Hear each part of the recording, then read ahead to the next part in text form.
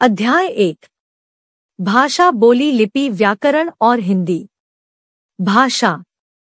भाषा वह साधन है जिसके द्वारा मानव अपने मन के भावों एवं विचारों का आदान प्रदान करता है। मनुष्य एक सामाजिक प्राणी है।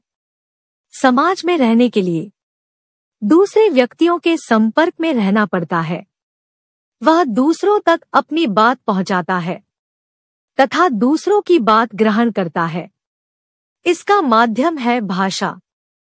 भाषा शब्द की उत्पत्ति भाष धातु से हुई है, जिसका अर्थ है बोलना।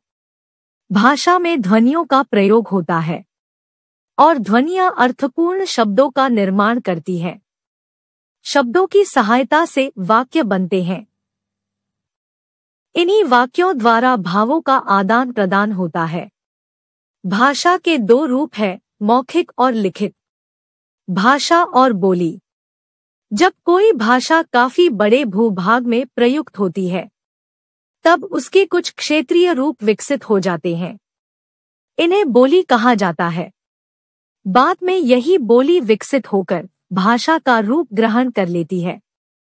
हिंदी भाषा की कुछ प्रमुख बोलियां इस प्रकार है। 1. पश्चिमी हिंदी, ब्रजभाषा, खड़ी बोली, हरियाणवी। 2. पूर्वी हिंदी, अवधी, बघेली, छत्तीसगढ़ी। 3. बिहारी हिंदी, मगही, मैथिली, भोजपुरी। 4. पहाड़ी हिंदी, मंडियाली, गढ़वाली, कुमाऊनी। 5. राजस्थानी हिंदी, जयपुरी, मेवाती, मारवाड़ी, मेवाड़ी। बोलियों में लोकगीत, लोक कथाएं आदि मिलती हैं। लिपि। भाषा के लिखित रूप के लिए लिपि की आवश्यकता होती है। मौखिक भाषा को स्थायी रूप देने के लिए लिपि का आविष्कार हुआ। लिपि का अर्थ है लीपना। उच्चरित ध्वनियों को लिखने की विधि लिपि कहलाती है। संसार की विभिन्न भाषाओं को लिखने के लिए अनेक लिपियां प्रचलित है। हिंदी, संस्कृत, मराठी भाषाएं देवनागरी लिपि में लिखी जाती है।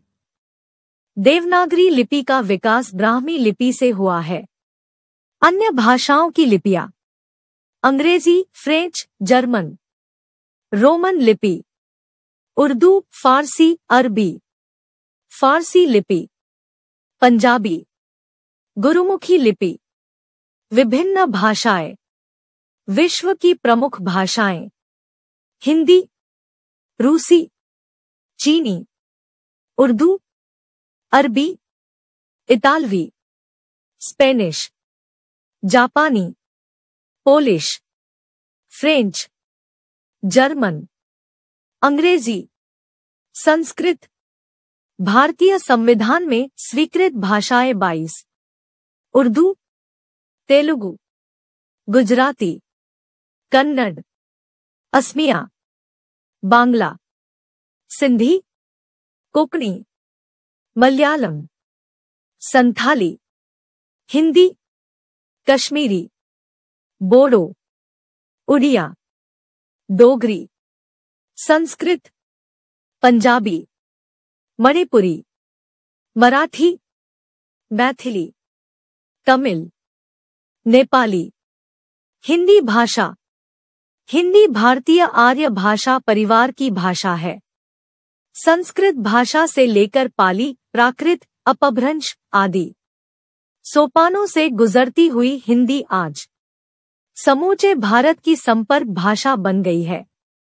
अब हिंदी का विकास राष्ट्रभाषा, राजभाषा, द्वितीय भाषा, संपर्क भाषा और अंतर्राष्ट्रीय भाषा के रूप में हो रहा है। हिंदी भाषा का क्षेत्र विस्तृत है। उत्तर प्रदेश, उत्तराखंड, हिमाचल प्रदेश, हरियाणा, राजस्थान, मध्य प्रदेश, छत्तीसगढ़, बिहार, दिल्ली एवं अंडमान निकोबार राज्य क्षेत्रों में हिंदी शासन और शिक्षा का माध्यम है। बंगाल, उड़ीसा, महाराष्ट्र, गुजरात, पंजाब आदि राज्यों के लोगों की संपर्क भाषा हिंदी है। द्रविड़ परिवार की भाषाओं तमिल, तेलुगु, कन्नड़ और मलयालम के शब्दों और हिंदी के शब्दों में काफी समानता है। भारत के संविधान में 14 सितंबर 1939 को हिंदी को राष्ट्रभाषा और संपर्क भाषा के रूप में स्वीकार किया गया था। संविधान के अनुच्छेद 343 में कहा गया है, भारत संघ की राजभाषा हिंदी और लिपि देवनागरी है। शिष्ट और सुशिक्षित लोगों द्वारा प्रयुक्त व्याकरण सम्मत रूप हिंदी का मानक रूप है। इसी रूप में सरकारी कामकाज होता है तथा साहित्य की रचना की जाती है।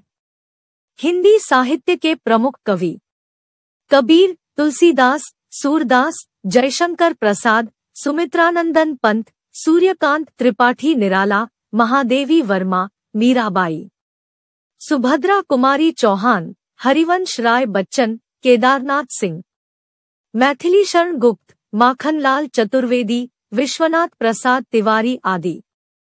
प्रमुख गद्यकार जैनेन्द्र, यशपाल, अज्ञेय, प्रेमचंद, महावीर प्रसाद द्विवेदी, हजारी प्रसाद द्विवेदी, हरिशंकर परसाई, विष्णु प्रभाकर, भीष्म साहनी आदि। हिंदी की प्रमुख रचनाएं उपन्यास गोदान, गबन, निर्मला, मंगल सूत्र, त्यागपत्र, मृग नयनी आदि। नाटक चंद्रगुप्त, स्कंदगुप्त, ध्रुवस्वामिनी, कोणार्क आदि। कहानियां मानसरोवर में संकलित कहानियों, खेल नमक का दारोगा, ईदगाह आदि। व्याकरण के ज्ञान से ही हम भाषा के शुद्ध रूप और प्रयोग का ज्ञान कर पाते हैं। व्याकरण के अंग वर्ण विचार, इसमें वर्णों के आकार, उच्चारण, वर्गीकरण, संधि पर विचार किया जाता है।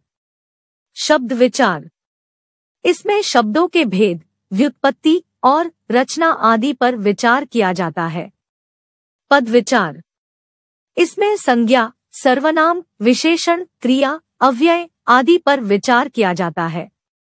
वाक्य, इसमें वाक्यों के भेद, वाक्यों के स्वरूप, वाक्य विश्लेषण एवं वाक्य संश्लेषण पर विचार किया जाता है। आपने पढ़ा और समझा। विचारों और भावों का आदान प्रदान भाषा के द्वारा होता है। भाषा के दो रूप हैं, मौखिक और लिखित। भाषा का क्षेत्र विस्तृत होता है, जबकि बोली का क्षेत्र सीमित होता है। बोलियों में लोकगीत एवं लोक साहित्य की रचना होती है। उच्चरित ध्वनियों को लिखने की विधि लिपि कहलाती है। भारतीय संविधान में 22 भाषाओं को मान्यता दी